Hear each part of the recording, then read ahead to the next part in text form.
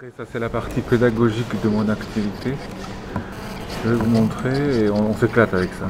Vous allez voir les films, on est en train de monter un cours intégré où on fait à la fois de l'enseignement d'anatomie, mais aussi on dissèque des cadavres en même temps et c'est synchronisé avec un écran géant dans l'amphi. On s'éclate. Donc la dissection a lieu dans les sous-sols. La dissection a lieu à l'école de chirurgie, au laboratoire d'anatomie au 6e, en live. Et on discute. Moi je fais des dessins d'anatomie et puis j'ai un copain qui est enseignant aussi d'anatomie qui fait la dissection et qui illustre ce que je dis. Là par exemple on avait un cours. C'est vous qui donnez le tempo sur le cours et voilà. votre collègue en on fait un scénario du cours, on travaille beaucoup, on est une vingtaine pour faire ça. Il y a beaucoup de tuteurs, on est 20 pour préparer un cours qui est plus un spectacle en fait, une pièce de théâtre autour de l'anatomie qu'un cours. Et là il y a eu un reportage sur Azur TV hier et sur FR3 parce qu'en fait on a monté aussi une école d'infirmières de bloc opératoire qu'on a intégrée avec les kinés et les étudiants en médecine. Et donc c'est ce qu'on appelle, et on aimerait diffuser ça à l'international, en particulier dans les pays francophones où il n'y a pas le don du corps à la science. Et donc l'idée c'est de faire, parce qu'en France on a une chance folle, c'est qu'on a le don du corps à la science, que très peu de pays ont. En Europe il y en a, mais par exemple en Italie il n'y en a pas, pour des raisons souvent religieuses et culturelles. Et pour enseigner la médecine et pour la chirurgie en particulier, c'est extrêmement utile le don du corps à la science, qui n'a rien à voir avec le don d'organes. Et donc nous on a un laboratoire qui est très structuré, on a à peu près une centaine de dons du corps par an au labo, qu'on a fait évoluer vers une école de chirurgie. Et on a inventé une forme pédagogique où on demande aux étudiants d'apprendre l'anatomie avant de venir en cours. On leur fait des démonstrations anatomiques où il y a une synthèse entre l'anatomie et l'anatomie fonctionnelle aussi, c'est-à-dire la physiologie, et les dissections en direct. Donc on passe de l'un à l'autre, on passe de l'un à l'autre. Et par exemple, il y a des cours sur le foie, sur l'intestin, je vais tous vous donner, c'est 3 heures de cours à chaque fois, 3 ou 4 heures de conférence. Oui. Vous pourrez extraire des images et on interroge les étudiants en direct, on s'éclate. Ils doivent être comme des dingues les étudiants là. Ils viennent d'interactivité. Ils sont contents, ouais. On essaye de rendre, bon j'ai pas de réseau là, mais je vais vous envoyer tous les liens, vous pourrez prendre les images parce que c'est des images à nous, donc vous pourrez faire ce que vous voulez. Et là c'est la partie pédagogique de mon activité où moi je suis prof d'anatomie, surtout j'ai une équipe derrière moi avec laquelle on fait des trucs, surtout des jeunes, il y a des jeunes étudiants qui participent à ça.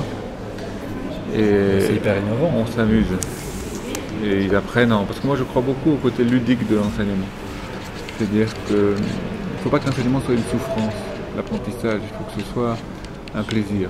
Et pour trouver les motifs du plaisir, le rôle de l'enseignant, c'est de montrer ce qui est plaisant dans ce qu'on doit apprendre, pour avoir envie, quoi.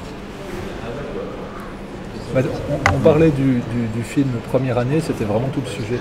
Il y avait un étudiant en première année, qui est un triplant, mais lui il voulait faire que médecin, pas kiné. Et il allait en douce, au sous-sol au -3, voir les dissections justement. Et on voyait qu'il avait. Et puis l'autre qui était avec lui disait mais on s'en moque de comprendre, il faut apprendre. Et donc il y avait tout cet antagonisme de positionnement des étudiants. C'est ça, voilà. Il y a deux façons d'enseigner. Il y a la façon coercitive, et qui consiste à les fouetter pour qu'ils apprennent. Et puis il y a la façon qui consiste à leur donner le goût des choses. C'est très difficile, c'est pas du tout la même chose. Un enseignant doit avant tout donner le goût des choses. Et pour cette histoire de jeune, il faut qu'ils trouvent un intérêt à le faire. C'est-à-dire, il faut qu'ils aient une curiosité, il faut éveiller la curiosité. Toute la problématique de l'enseignement, c'est d'éveiller la curiosité, c'est pas de transmettre le savoir. L'enseignement n'est pas une transmission du savoir, c'est une transmission d'envie, ce qui n'a rien à voir. Transmettre le savoir, c'est quelque chose, très bien, c'est classique, mais maintenant avec les moyens de médias qu'on a, l'information arrive toute seule sur le portable, on n'a plus besoin d'être là comme un vecteur d'information. Les enseignants ne sont plus des vecteurs d'information. Ils l'ont jamais été d'ailleurs, parce qu'il y avait d'autres supports avant, il y avait des livres. Maintenant c'est encore plus facile, sur le portable on a toute la science du monde. Donc, toute la problématique de l'enseignant, c'est de donner le goût de savoir, c'est-à-dire d'éveiller la curiosité. Et c'est valable dans le premier cycle, dans le deuxième cycle ou à l'université. Mais nous, on a de la chance parce qu'on a des étudiants qui sont sélectionnés déjà, donc ils sont déjà très motivés et sélectionnés. Mais la clé d'un enseignement, et que ce soit pour l'enseignement sur soi-même, c'est de créer l'éveil et l'intérêt intellectuel. Ça, c'est le plus difficile. Et c'est très difficile pour un enseignant de montrer ce qui est intéressant. Parce qu'en anatomie, l'anatomie, ça peut être très chiant. Hein. L'anatomie, ça peut être rébarbatif. La description des organes minutieuse, ça peut être très très pénible. Mais si on monte l'anatomie par rapport à l'intérêt de savoir pourquoi il faut connaître l'anatomie, là, ça n'a rien à voir. Donc on essaye de centrer nos cours, c'est ce qu'on appelle l'anatomie clinique, sur des intérêts pédagogiques. Vous verrez dans les films que je vais vous passer, on a un film sur le thorax, on a 2 films sur le tube digestif, sur l'abdomen.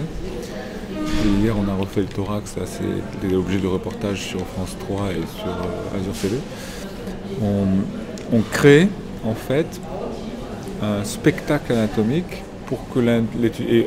auquel on fait participer l'étudiant en tant qu'acteur, puisqu'il est évalué et filmé pendant l'évaluation.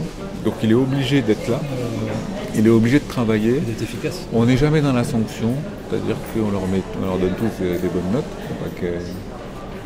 On les sanctionne à l'examen s'ils n'ont pas travaillé pour pas qu'ils passent, mais dans la partie d'enseignement, en fait, on les fait venir pour les évaluer par rapport à des connaissances qu'ils sont obligés d'avoir avant et qu'on veut leur faire fixer par l'émotion qu'ils ressentent pendant le cours. Parce que les souvenirs sont serrés par la charge affective pendant lesquelles, ça c'est de l'anatomie fonctionnelle du cerveau, hein, c'est de l'anatomie de la mémoire, et c'est le circuit de Papez, le lobe limbique, c'est-à-dire que les souvenirs sont d'autant plus précis que lorsqu'ils ont eu lieu, la charge affective était forte. C'est une règle, quand il se passe quelque chose qui nous a beaucoup ému, on ne l'oublie jamais. Donc quand on fait un cours, il faut qu'il y ait une émotion qui passe. Ça c'est très important. Donc il faut créer un contexte émotionnel du cours pour que l'étudiant s'en souvienne. Et le prof et l'équipe pédagogique, parce qu'on ne fait pas ça tout seul, moi j'ai toute une équipe pédagogique autour de moi, l'équipe pédagogique crée un climat où il va se passer quelque chose. Et donc ça va être affectivement plus fort qu'un cours où on transmet. Et c'est ça qui est important dans la pédagogie en général, à mon avis. Moi, j'ai une réflexion, donc je suis dans un collège, j'ai des anatomistes qui est très pédagogique. En médecine, vous avez tout ce qu'on appelle le CNU, le Conseil national des universités, avec toutes les disciplines qui sont la cardiologie, la gastroentérologie, la néphrologie, tout ça. Chaque discipline a une organisation propre dans ce qu'on appelle le CNU, le Conseil national des universités. Nous, en anatomie, moi je suis dans 2 CNU, anatomie, chirurgie.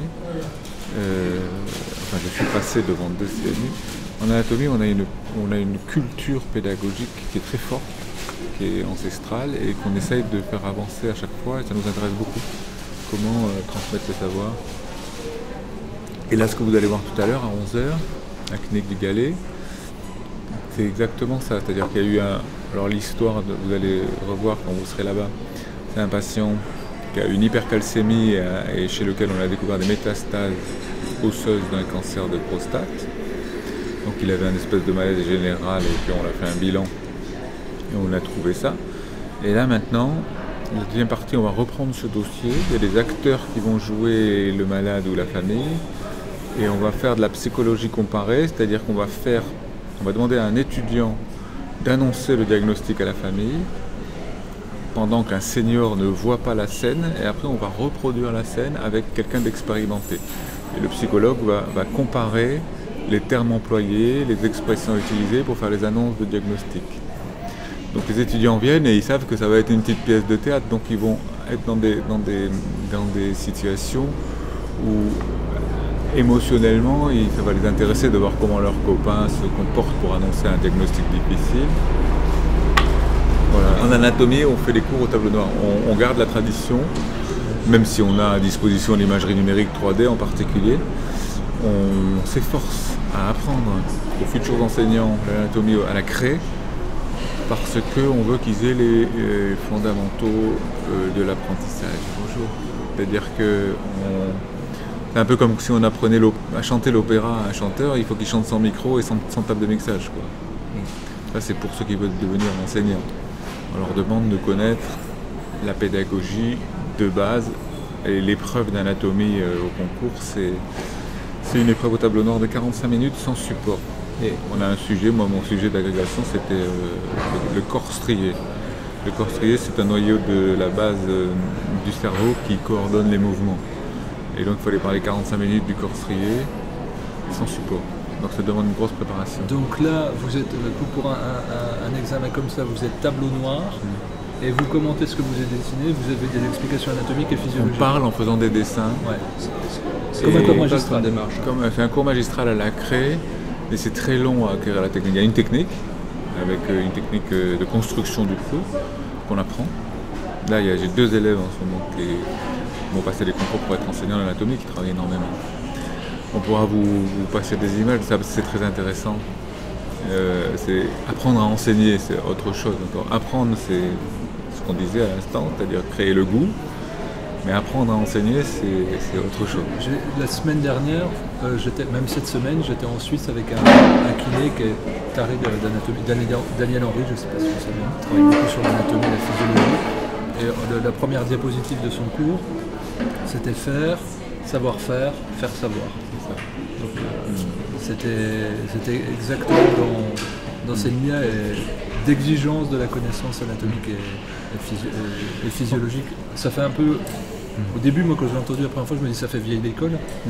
Mais en fait, ça fait sens pour tout ce qu'on peut utiliser derrière en 3D, en nouvelle imagerie. C'est ça, c'est-à-dire que si l'imagerie 3D, pour comprendre l'anatomie et la physiologie, c'est très spectaculaire, c'est très beau, mais c'est trop beau pour qu'on comprenne la façon dont c'est... Par exemple, quand vous montrez les artères du cerveau, magnifique, le cerveau avec les artères, c'est beau, mais on ne comprend rien sur le plan, parce que il y a trop d'informations en fait. La craie et la construction d'un cours d'anatomie à la craie permet de construire petit à petit le schéma et de comprendre l'utilité. Vous allez bien le voir sur les films que je vais vous passer des liens, c'est sur YouTube. Donc vous allez voir en quoi ça consiste. C'est une construction progressive et nous on s'est rendu compte que c'était encore plus efficace quand les étudiants avaient appris avant.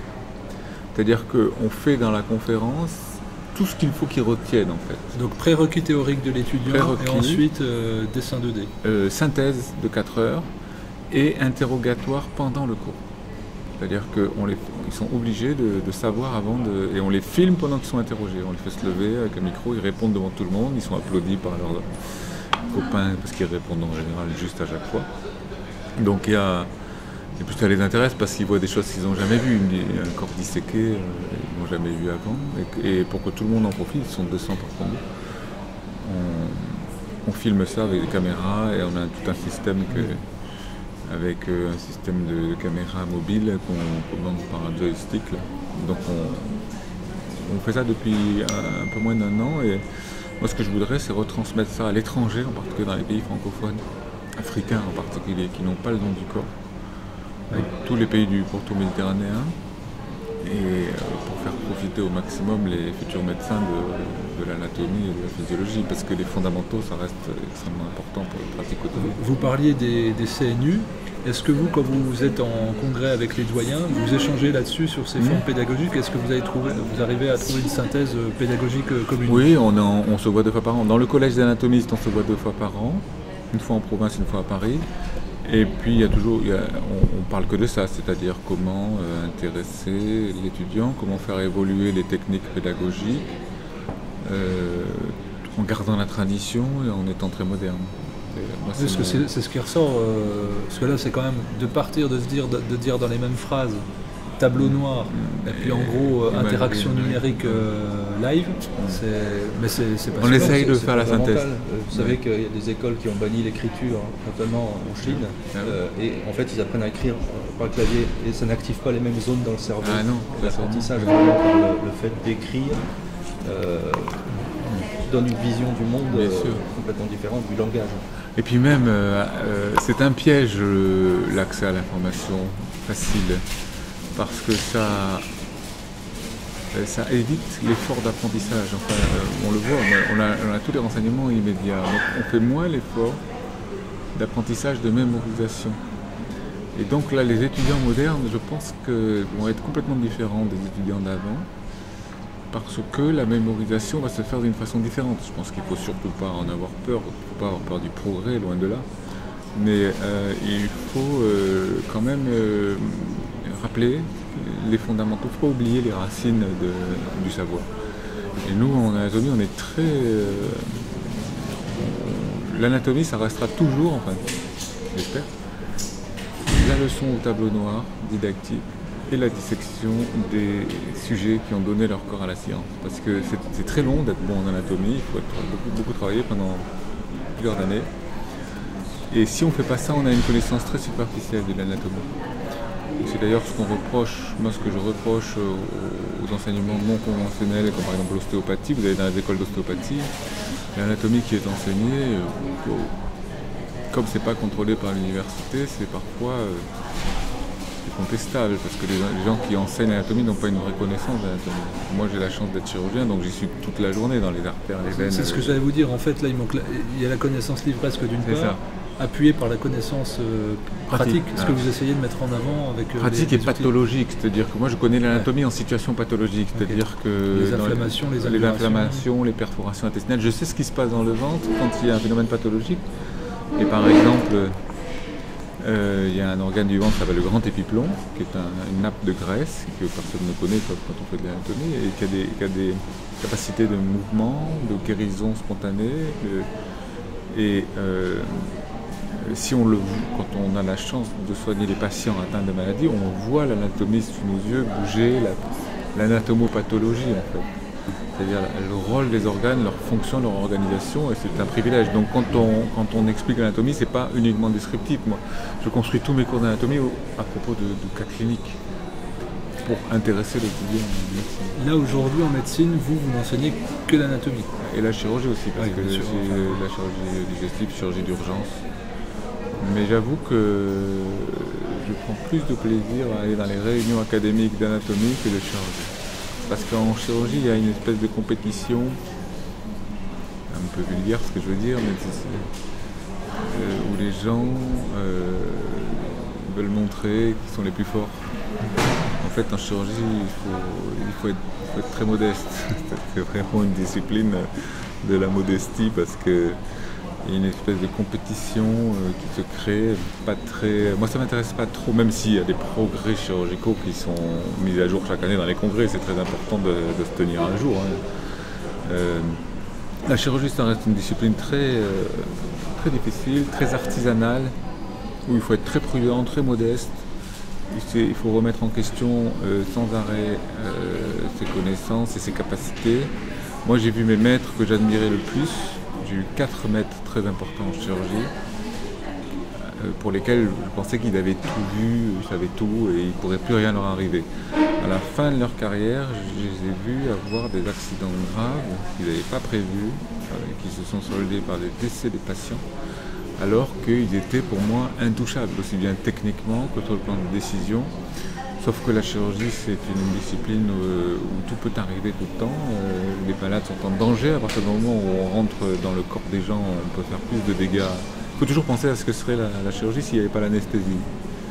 Ce serait une agression énorme. Enlever un bout de côlon à quelqu'un qui ne dort pas, ça paraît con comme ça, mais c'est une agression. Si je vous enlevez un bout de côlon en 5 minutes sans dormir, vous le sentirez passer. Donc c'est une agression énorme, la chirurgie. Alors les techniques d'anesthésie permettent de passer le cap, mais cette agression-là, elle peut avoir des conséquences mortelles, quel que soit le type d'intervention. Il n'y a pas de petite opération. Là, moi, je me permets de rebondir sur ce que vous dites. Est-ce que les erreurs de vos maîtres vous ont amené l'humilité ou est-ce que c'était déjà antérieur? Ils étaient eux-mêmes, c'est pour ça que je les admirais, déjà très humbles et très prudents. Tous mes patrons que j'ai beaucoup admirés étaient extrêmement humbles et prudents, mais malgré ça, il y a des accidents qui peuvent survenir tout le temps et des complications liées aux gestes et qu'il faut que tous les chirurgiens connaissent. Tout le monde est très prudent et très modeste. Mais quand on touche quelqu'un qui a 40 ans d'expérience, dont on sait qu'il est extrêmement rigoureux, prudent, et qu'on voit que ça arrive quand même. Et donc ça, vous sentez un devoir de transmission et d'honnêteté intellectuelle vis-à-vis des étudiants? Oh oui, moi je crois que c'est ça le rôle des enseignants, c'est de transmettre d'abord la technique, la stratégie, et puis aussi le savoir-être. Là, c'est ce qu'on va voir tout à l'heure, c'est-à-dire, vous l'avez dit tout à l'heure, il y a le savoir-faire, et puis il y a le savoir-être aussi. Se faire savoir, ça, c'est l'étape d'après, c'est le faire savoir, c'est quand on enseigne, quand on fait de la recherche. Déjà dans l'enseignement, il y a le savoir-faire, et dans le savoir-faire, il y a deux choses bien distinctes, il y a les connaissances et les compétences. Ça n'a rien à voir. Les connaissances livresques peuvent être énormes, mais les compétences, c'est la façon de les utiliser, ces connaissances, pour être efficaces. Et ça, c'est un apprentissage particulier. Connaissances, compétences, savoir-faire. Après, dans le savoir-être, il y a le savoir-être avec les patients et il y a le savoir-être avec les équipes. Deux choses complètement différentes, c'est-à-dire qu'on ne fait rien tout seul en médecine et en chirurgie, s'il n'y a pas un anesthésiste, on ne sert à rien. Moi je milite pour qu'il y ait une distribution des responsabilités égales entre chirurgien et anesthésiste parce que c'est la réalité de la chirurgie. Anesthésie et chirurgie sont intimement liés et il y a donc comportement avec les équipes, anesthésiques, infirmières, tous les gens qui sont autour du malade, qui comptent tous autant, c'est-à-dire que s'il n'y a pas une aide-soignante, une infirmière, un cadre administratif, on ne peut pas travailler. Donc il y a le savoir-être en équipe, et puis il y a le savoir-être avec le patient, qui est autre chose, qu'on va voir là tout à l'heure, qui s'apprend aussi, mais qui est plus intuitif à mon avis. On en parlait hier, l'empathie, c'est plus une vocation qu'un apprentissage. L'empathie, l'ouverture vers les autres, la volonté de soigner, de soulager, à mon avis, c'est plus inné que acquis. Même si on peut provoquer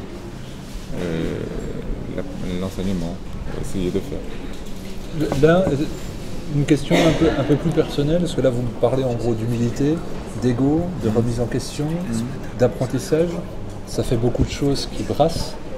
Je dirais personnellement comment on arrive à intégrer tout ça et à faire le point avec tout ça alors qu'on est pris dans un rythme, enfin la chirurgie, il y a des urgences, etc. Comment on arrive à faire le point et puis surtout à se comporter avec les autres avec tout ça? C'est pour ça que c'est si long à enseigner. Tu prends de la peau. Ce qui caractérise l'enseignement de la médecine, c'est que c'est très long. C'est la formation la plus longue qui soit. Il faut 10 ans pour former un médecin généraliste, il faut 14 ans pour former un chirurgien ou un spécialiste. 14 ans, c'est le tiers de sa carrière quand on y réfléchit bien. On commence ses études à 20 ans. Un chirurgien opérationnel, il est opérationnel à 35 ans. Il commence à avoir vu beaucoup de choses. À 40 ans, il est entre 40 et 50 ans, il est vraiment dans la force de l'âge et de sa performance chirurgicale. Après, il faut qu'il se maintienne avec les différentes techniques qui évoluent et qu'il faut suivre. La chirurgie, c'est un métier très physique en plus, il faut être en forme physique. Et pour enseigner tout ça, ça prend du temps. Ça prend du temps.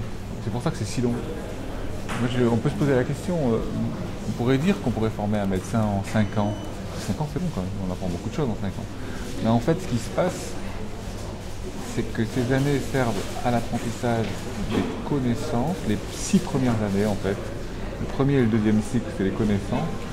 Et le troisième cycle, c'est l'apprentissage des compétences. C'est-à-dire comment utiliser ces connaissances, comment les mettre dans l'ordre pour les utiliser et ensuite faire un vrai professionnel qui saura se comporter avec des connaissances et qui saura se comporter donc, professionnellement et avec les patients. Là, ce qu'on va voir tout à l'heure, c'est l'apprentissage des compétences. C'est-à-dire que les gens savent, ils ont appris le cas clinique, ils savent raisonner sur des troubles de la calcémie, ils font un diagnostic, ils proposent un traitement, ça c'est ce qu'ils ont appris. Après, la compétence, c'est de faire les choix stratégiques et d'expliquer aux patients. Ça, c'est encore plus long, c'est très long à faire. Très long. Voilà. Donc, oui. J'ai une petite question. En fait, vous parliez de l'anatomie en situation jeune. Moi, quand j'ai jeûné, par exemple, les intestins ils bougent et ça fait des bosses là.